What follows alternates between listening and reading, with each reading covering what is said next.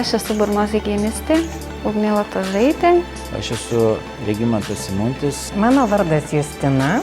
Aš esu gydytoja odontologė, Aušra. Esu gydytoja odontologė. Vaikų odontologė. Dirbu MIR tarptautiniame implantologijos centre.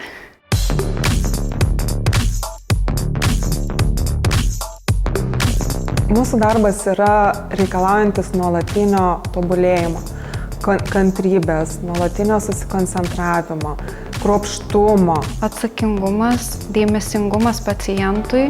Atsakomybės jausmas dėl to, kad tu atsakai ne tik tai prieš pacientą, prieš savo kolegas, bet lygiai taip pat ir prieš save.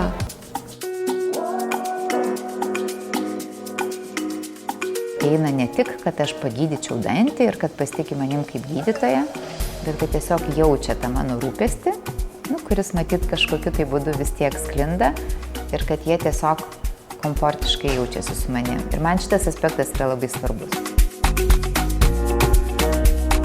Didelį džiaugsmą darbe man suteikia pacientų šypsenos.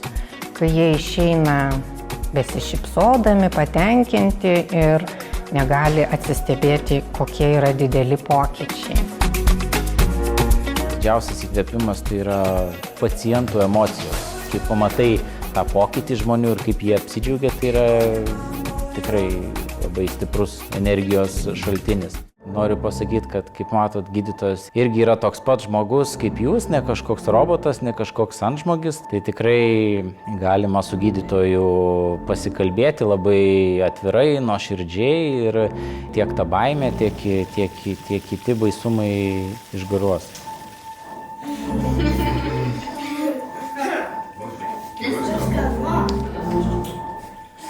Я не вижу,